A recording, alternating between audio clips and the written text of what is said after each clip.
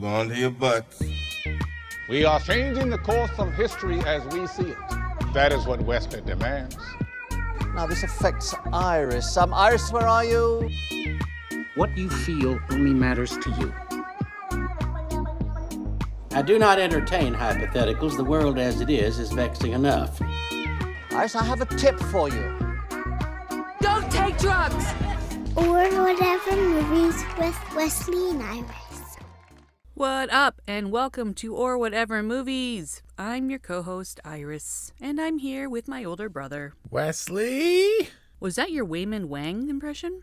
No, that was more my James Hong impression.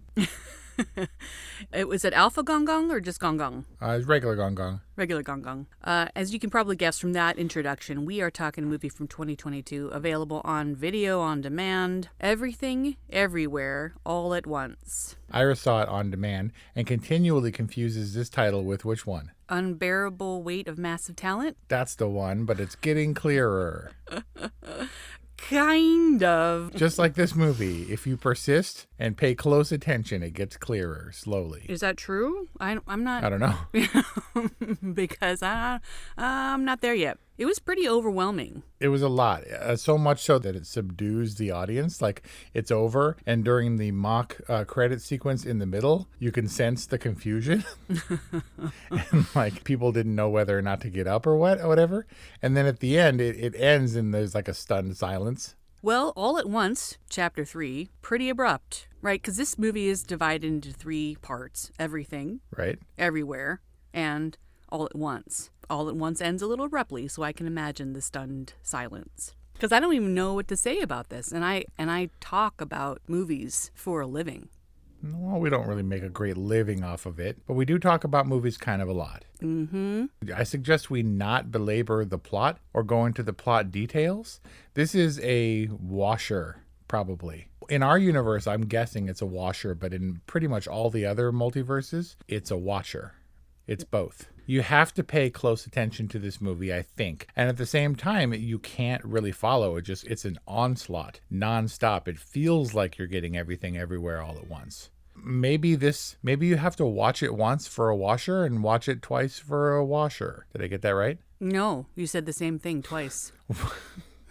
It's both. Did you pay close attention, or were you just like, give it to me? As soon as I kind of figured out what it was, like that it was going to be a sci-fi parallel universe-y action thing, I was like, okay, I need to get my footing in this so that I can actually enjoy it and understand it. But eventually I just gave up because it was too much. I think my turning point was the everything bagel. I was just like, I have no idea what's going on. So she got bored and put everything on an everything bagel because Jobu Tupaki was experiencing everything everywhere all at once. You're just making up sounds. Which is literally how that name came about. It doesn't mean anything. There's like a Tagalog translation where it just happens to coincide with actual words, and it means like seamless gun or something. Seamless gun? Something like that. Something about a gun. Okay. Arbitrary firearm or something.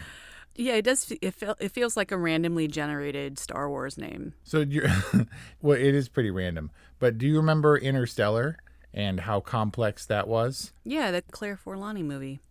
Yeah, no. They had to represent space-time and the overlapping of these timelines in this weird abstract at the end of the movie. Do you remember this at all? Where he can peer through the bookcase at his daughter and etc. And by floating throughout this tesseract thing, he can experience all of time at once. Oh, this is the McConaughey movie. Yeah, and so it was confusing, I think, a little bit at the time, ironically, because it was meant to be clarifying.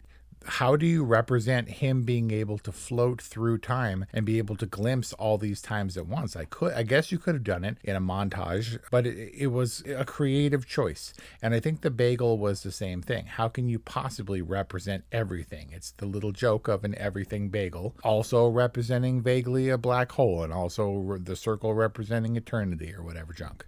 I got it. I mean, she had the bagel headdress, right? Which, Yep. coincided with the bagel black hole eternity thing, which I guess was annihilation. I guess. Maybe. Maybe it was just nothing. Nothingness? I mean, same difference. Nothing matters. So is Nothing Matters a good message or a bad message? No, I think it's a young girl, Malaysical teenager-y type message.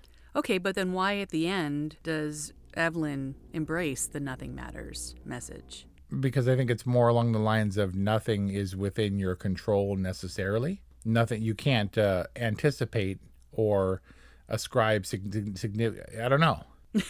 You tried.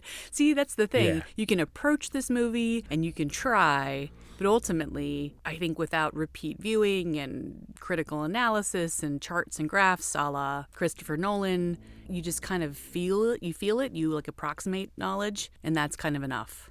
And so you know what happens when I get into that situation where I try to embrace every aspect of a movie and then you find it's impossible. You check out. I don't check out. I take a step back and I examine it from a movie making perspective. And I'm like, okay, they're going for very heady themes. Do they have the chops to execute this? And I think Christopher Nolan did in Interstellar. He's a great visual filmmaker. And I think these guys, Daniels, have to be great visual filmmakers because they have no money. They're championed at best by the Russos, who were big in Marvel and stuff, and they were producers on the film. But their biggest credit, the Daniels, to date was Swiss Army Man, which looked so terrible I didn't even bother to see it. Kind of a big movie for no money. Right. And it feels huge for no money. It's still in theaters. It returned to IMAX at one point. You know, it's weird because maybe this movie is in the race, is in the Oscar race in some capacity. I'm not sure if it would be editing or direction or screenplay or what it would be. I think it's there. I just don't think it's kind of difficult for a movie released in like March to have a real footing in the race. You know, it has to stand out. This movie is clearly inventive, innovative, and imaginative. It's got some great action set pieces. There's a nice message. I was touched when she said, "Be kind." I think you never know what's going on with somebody. But was Everything Everywhere All at Once profound? So it's an onslaught at first, right? And I left the theater, and Kelly wasn't a huge fan. She chalked it up to, after we saw Doctor Strange in the Multiverse of Madness, maybe I just don't like multiverse movies. And Marvel had been prepping us for a long time for this multiverse thing, and I regarded it as something of a cheat. Like, well, if you can have everything happen in every multiverse, then nothing really matters, to Jobu Tupaki's point, right? You can just fix everything. It's like having an X-Man. If you need a situation, then you invent an X-Man to solve that situation by granting some rando some new power. And if everybody has all the powers cumulatively, what does it matter? Where are the stakes? And I left the theater trying to process this onslaught, and I never stopped thinking about this movie for whatever reason. And it's not that I couldn't figure it out. It's not about thematically being profound or relevant. It was an all-encompassing movie experience that made me excited to want to talk about it. Like immersive? And also because of your love for Ratatouille. Raccoonatouille? What was it called? Raccacoonie. Raccacoonie.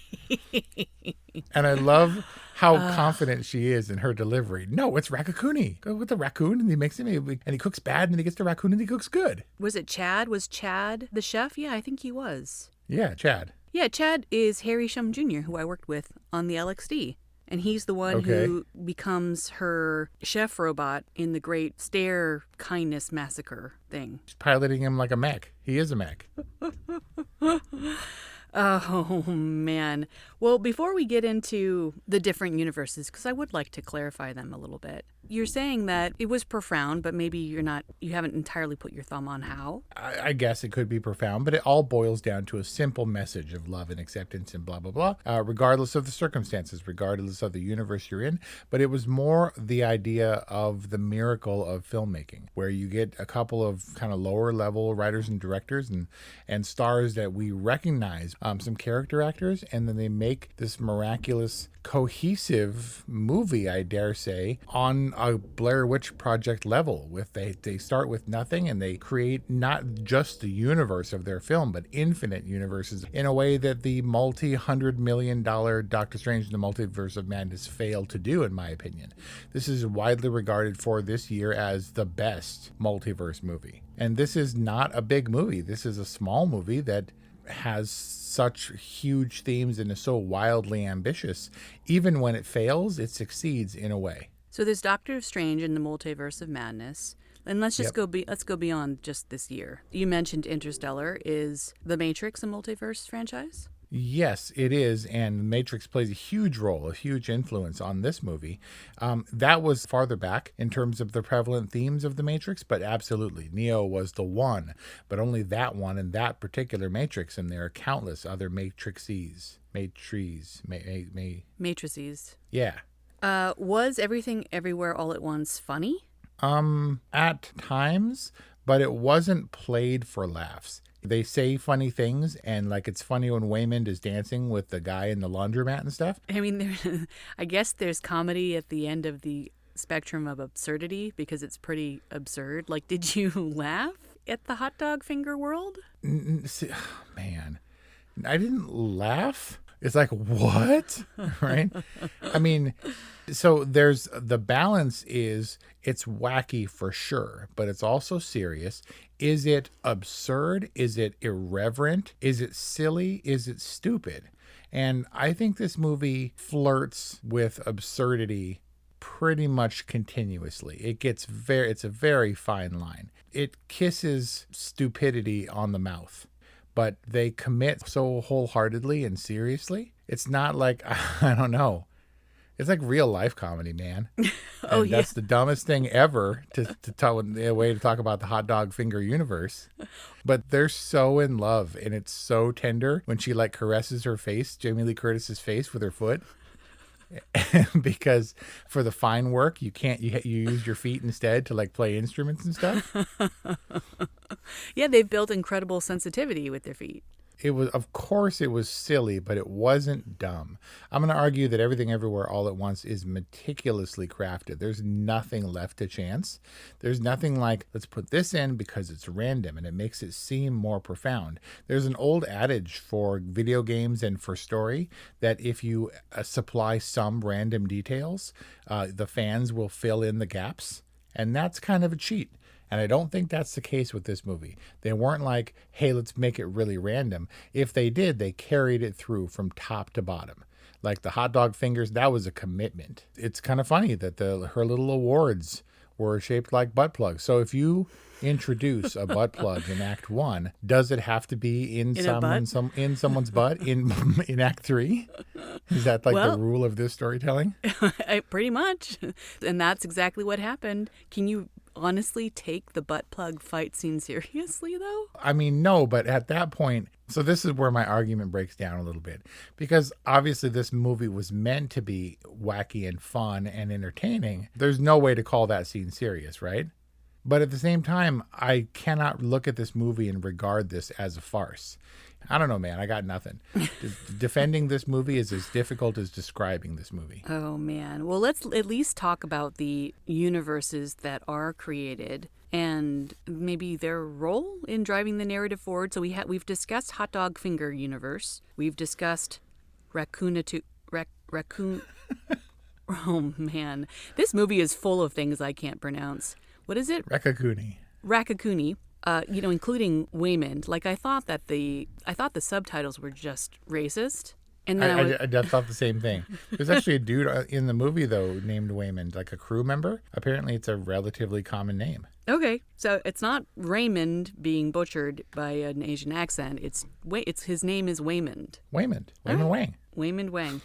And I cannot pronounce for the life of me Jamie Lee Curtis's character's name. Deirdre. Yeah. Deidre. It's not Deidre, right? No, right. Deirdre. Whew. Okay, so we have Hot Dog Finger Universe. We've got the raccoon one. We've got the Tax Audit Office. Yep. The laundromat exists in the same universe as the tax audit. You've got Jobu Tupaki's white room. Yeah, it's like the Bill and Ted's Bagel Shop. Right, which, by the way, do you enter into her white universe through hand gesture vagina? I guess so. Because that's what that was, right? I don't know, man. Like the entrance to the Upside Down? I think that's the gate. Like you do the play yard stupid hand joke thing where you supposedly create some kind of anatomy. Do you know what I'm talking about? Well, yeah, but isn't the vag kind of like the gateway to the world for most everyone? Not me. What do you mean, not you? Oh, yeah, not me either. Cesarean section, man. Yeah. Not me either. Never got near mom's vag. Proud to say. Got it. Happier for it. All right, what other universes am I missing? All of them, as evidenced in the Michelle Yeoh sequence, the flashes through hundreds of multiverses all at once. Doctor Strange only really had one brief scene where we glimpse multiverses, where you're paint or where you're this or you're that. But we lived in a lot of these. It's so absurd and it's so everything that it blends into the real worlds. We see her and we flit through all these images where it's like a frame at a time, and people have slowed it down, and you can see Michelle Yeoh. Like even when she's the movie star and we're flashing through her, we can see her in front of a step and repeat for Crazy Rich Asians, which is actual Michelle Yeoh. Yeah. There's another multiverse where she is rehearsing a scene in front of a green screen via Zoom with the director and writer, on the Zoom screen. So this is all just like real archival that they're incorporating in as another universe, another fictional Not all multiverse? of it. There's fictional stuff too, because there's the Rock universe. You forgot about the Rocks. This feels like a movie like nobody's seen. I know we saw it, you saw it, the Sneak saw it, but I don't know who else has seen this movie. Because it's not breaking box office records or what? We'll see. This might be the sleeper that comes to haunt the Oscars. What do you think it will win for? If it would win for anything, it would be editing, maybe screenplay for, just its audacity, but it's colored by worse, lesser than multiverse movies. I think that if the Marvel Cinematic Universe didn't exist, it might have been one of the most unique ever. However, The Matrix exists, this one, Back to the Future, all the Marvel movies exist, and so there's some basis, but in a way it helps. Like, I don't think this movie could have been made without those other movies existing. And that's kind of what makes it a magnificent multiverse movie for me, because we know Michelle Yeoh, and we look at her and she's like kind of a traditional Chinese housewife, I guess, laundromat wife, because they live in the laundromat or behind the laundromat. And, she's very busy, and she's got her husband that she's only mildly tolerates and stuff. But we know who Michelle Yeoh is, and we know who Ke Huy Quan is. And it's so amazing to see that dude back on screen. And we know who James Hong is, who's been around for 70 years. He just got his star on the Hollywood Walk of Fame in 2022. Wow. And he's like 93 years old. Wow. And then you know who Jamie Lee Curtis. And I was like, is that Jamie Lee Curtis? How long did it take you? It took me maybe 5 minutes. And I'm like, man, good for her, letting her. Because you remember she was the one who like refused to get airbrushed for her like Vanity Fair thing or something, and she's like all natural body, and you're like, well, I mean, that's courageous or whatever. And she's like totally unflattering and old, and then she becomes the most terrifying villain imaginable. Like when she does her Jamie Lee Curtis scream, it's like hair raising. And when she first like gets out of her chair and just comes after them, and she's chasing them and going, ah! Oh man, even though we suppress it, we know who Jamie Lee Curtis is. We know who Michelle Yeoh is, James Hong, and Ke Huy Quan. Well, you keep on saying we know, but do our listeners know? You have to. You don't belong here if you don't know who some of these people are. Come on. Would it trouble you that much to tell us? If we're going back to basics, if you haven't seen Michelle Yeoh in Crouching Tiger, Hidden Dragon, maybe you'll be surprised by the moves she busts out for this movie. Also seen in Jackie Chan movies where they starred together, in most recently in Gunpowder Milkshake. But Ke Huy Quan is a movie legend from Indiana Jones and the Temple of Doom, as well as from The Goonies. The Goonies, man. Available now on orwhatevermovies.com. And he disappeared for decades. He was behind the camera. He was like a PA/stunt coordinating assistant and stuff. And then he shows up and he gives emotional monologues and he's super convincing. But he is so good to watch. Multiple nuanced performances. I completely bought him as like a debonair, I don't know. The businessman. The businessman. Yeah, the executive. And completely transformed as like the bumbling house dad, the bumbling laundromat husband. He's so wonderful to watch. And he's so unlikely and doofy. You were like, seriously, that dude? And he pulls out the fanny pack, and I was like, this is farce. This is going to be, oh, that's actually kind of cool. You know, I've totally seen khakis and fanny packs with little cute plushies. It's like not even it's true. And you're like, that guy's a nerd. And then he totally throws down. So I thought that role was intended to go to Jackie Chan, because they mentioned that they wrote a role for Jackie Chan. And of course it wasn't. It was Michelle Yeoh's character. It was meant to be the dude. And then Michelle Yeoh became an executive producer, and she kind of changed it a little bit for her. But I thought that would have been great to see Jackie Chan and Michelle Yeoh as a married duo. But Jackie Chan, that might have been a given. You don't see Jackie Chan and Michelle Yeoh and be like, oh, this isn't going to turn into a kung fu movie. And so, and in a weird way, when Ke Kwan steps in and you're like, seriously, he's going to fight? And then he does, like, he has real control and mastery. I don't know that it's on a Jackie Chan level, but he was totally convincing for me. Yeah. I mean, they all took it very seriously. And Gong Gong has a wonderful transformation. He's kind of a mech, too. Gong Gong goes mech. Yeah. Right? And he's deceptively old, because you see him and he's like, Gong Gong, what are you doing downstairs or whatever, you know? And you're like, oh, that dude is really old. And I didn't know how much he had in him left. And it turns out it's a lot.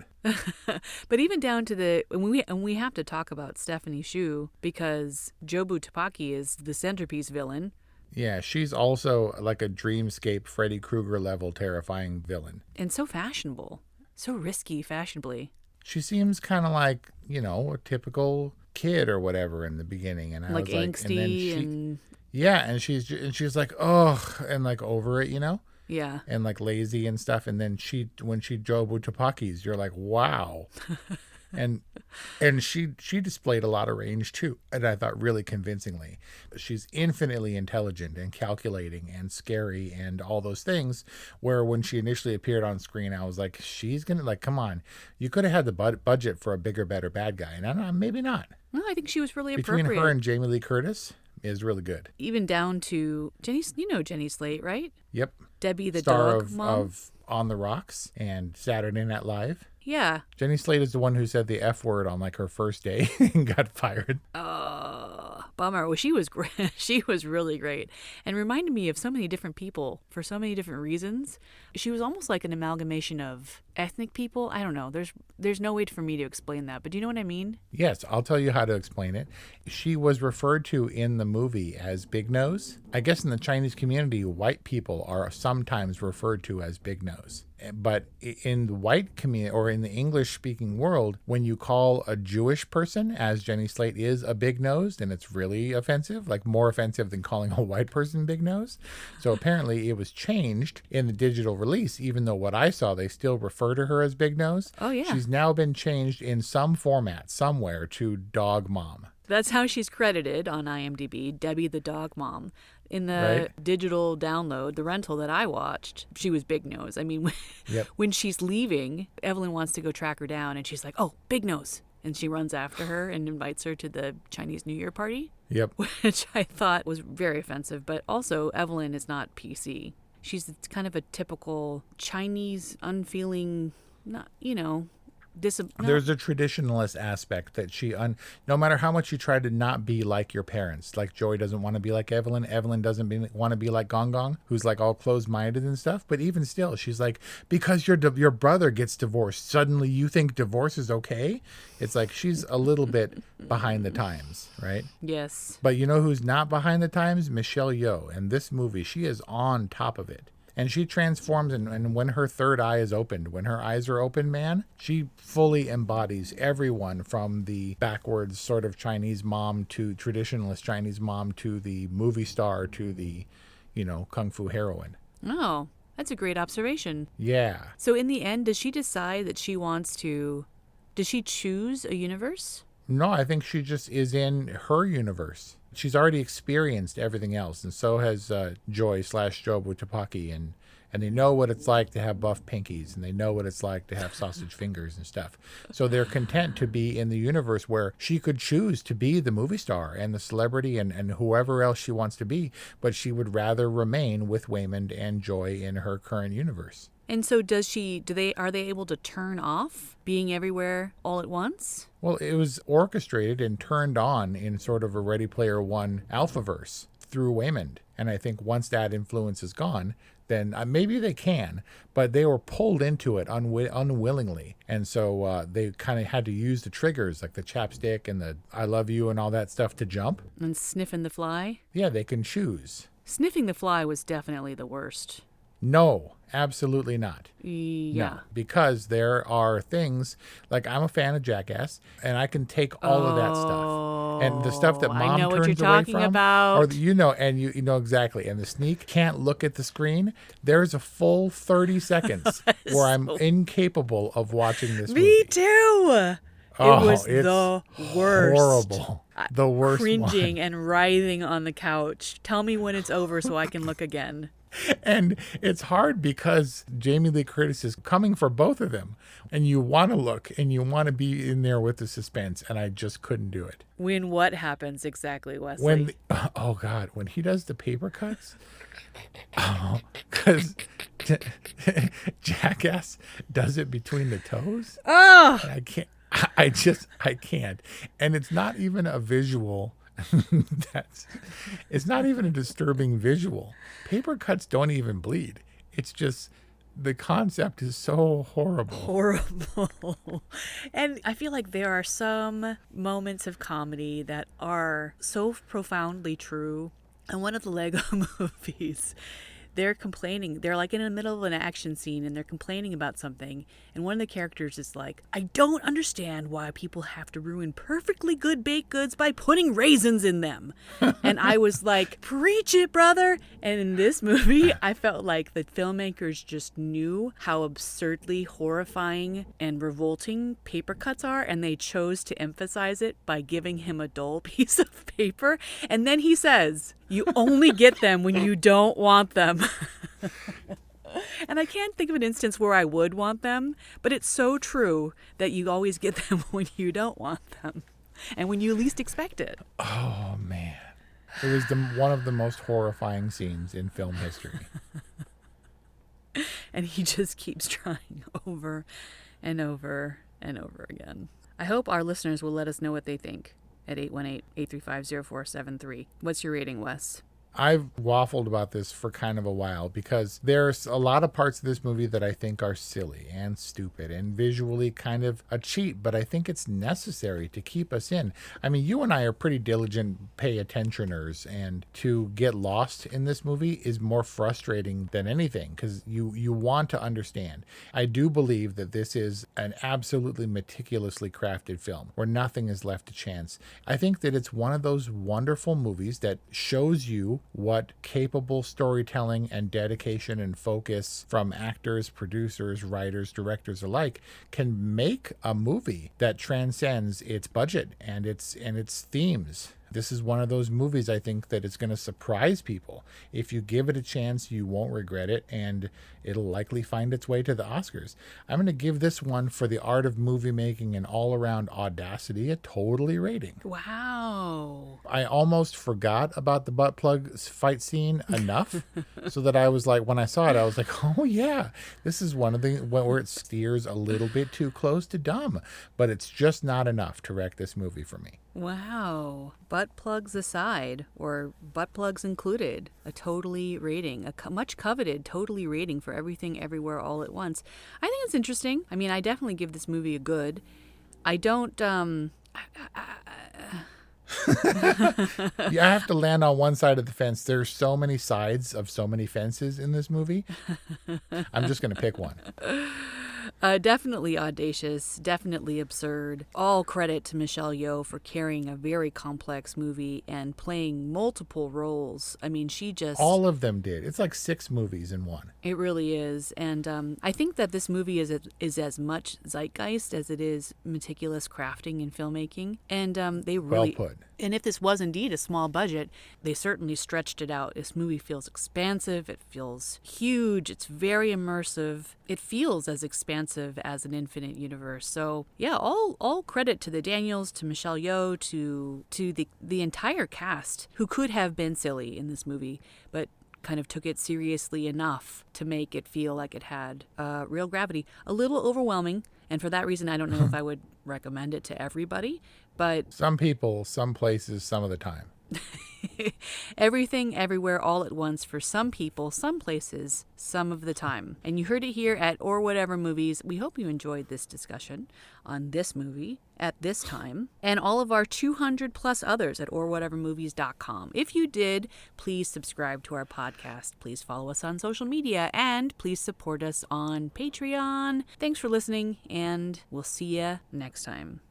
Didn't even scratch the surface, man. I know, right? Agreed.